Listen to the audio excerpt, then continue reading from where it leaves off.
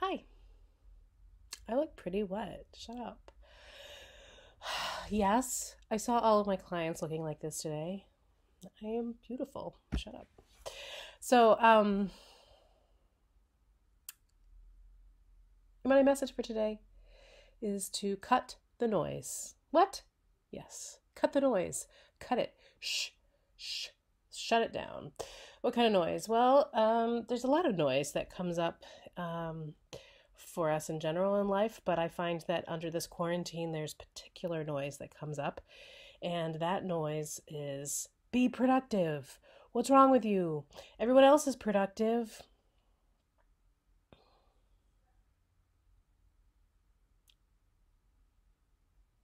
It's not helpful. So now more than ever, you're going to need to work extra hard to cut the noise and keep your perspective right where it should be, which is being positive, creating pockets of joy, finding ways to be helpful, particularly kindness to yourself. You're doing the best you can, and that's all you can do. What messages do we give ourselves? Be a super productive person at work. You're working at home, you should be even more productive. You are not working, you should be so productive. You should be creating a whole new career for yourself. Or whatever it is that you are doing is not enough. You should be reading books, you should be writing books, you should be creating ways to solve all the problems of the world. And what happens is that if you're not that way, then you're going to feel like somehow you're less than. That if you spend your day watching Netflix and binge eating and obsessively thinking about the news, not only are those things not necessarily the healthiest choices, but you're going to feel even worse because you're going to compare yourself to other people who are doing amazing things or seemingly so. And it's not only at work, parenting. Be a crafty parent. Be the best homeschooling parent. Teach your child a new language. Teach them how to make a trapeze. Teach them how to do an obstacle course that goes through the house and buys pizza and feeds a family. I don't know, whatever it is. Social media is tough, right? It's tough normally. It's something that we have a love-hate relationship with. It keeps us connected, but it gets us to be this constant comparing, which can really make us feel badly about ourselves. So that's on a normal day. Now we're all stuck in our homes and we are obsessively looking at news and most of our news and wanting to connect with each other because we don't have the connections outside that we normally have. And so we're relying more on social media now than we ever did before. And that means that those risks are going to be even louder. Here comes the dog. Ow. Ow. No, don't mind her. She's getting settled. Anyway, yeah. And so we find ourselves then hearing those messages of we're not enough, we're not doing enough, it's not enough. And that noise can then get internalized in even the smallest ways and make us feel badly about ourselves. And that really affects our mental health, obviously. So, what do? The one thing that would be really, really helpful is to walk away from obsessively looking at social media all day long. You know who I'm talking to. I'm talking to you. So, those of you who are not doing that, fine, snooze for a second. But those of you who are, it's really hard not to because we want to know what's going on. But here is the truth. If you learn something about the news or talk to a friend or catch something that somebody's posted at 8 a.m. versus 12 p.m. versus 3 p.m., if you wait and you miss it at 8 and you catch it at 12, is anything really going to change? Is the news going to be the same news? Is the hilarious thing your friend posted going to be just as hilarious? Is anything going to be different? No, it's not. It's going to be the same. So, in that way, give yourself the freedom to not scroll. Don't scroll. That should be my Monday message. Don't scroll.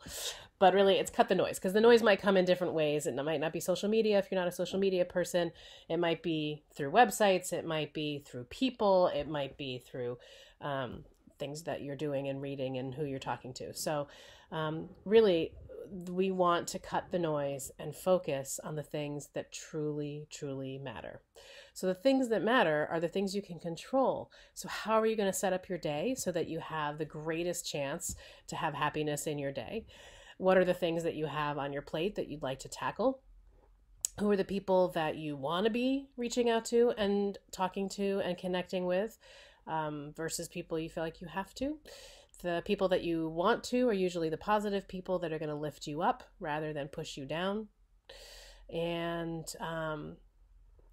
there's something else I was going to say about that. Oh, and when you're parenting and you're with people and, little people or spouses, partners who you're sort of stuck with right now and feeling like maybe being unstuck would be okay. I'll just put it like that. Then what do you do? Because they're around you all the time. So finding ways to be alone in a house with other people that need you to do things is hard.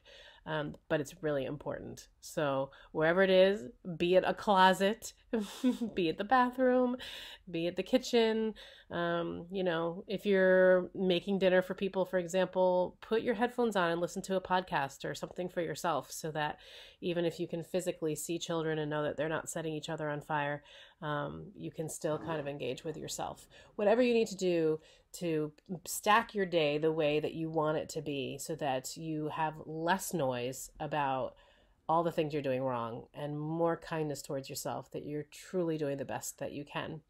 And then you focus on that, then you start feeling better and the whole world looks a little bit brighter. Cut the noise. So that's your Monday message for today. And I got so many questions from all of you about how things are faring personally and how much you liked the little personal moment. So I will add another personal moment to you, which is more of a question. So things are fine. Thank you. We are holding up as well as we can, like everybody is. My lovely husband is still in quarantine for another week. And I will say that quarantine a day is about 8 years. So I'm going to one up the dogs and say a day is like 8 years. It's so long. But what I was going to say is that it is hard not to have a partner, and yet my house has never looked so clean. So my question to you is, if given a choice, would you quarantine your partner on purpose? What would you miss and what would you be psyched about? Message me your answer. I think we're going to have some fun with this. So tell me what your answer is, because I have found that what I expected to be true is not exactly what has happened. So I'll share that a little bit with you, but think about it first. So if you were separated, if you had to be quarantined for 2 weeks, what would you really miss, or what would be hard, and what do you think would actually be better or good? Think about it, let me know, and I will see you next week for some more of our Monday messages, and I might even shower on that day. We don't know. Tune in to find out. It's an exciting question. I know. We'll see. Have a great day. Stay happy and stay sane.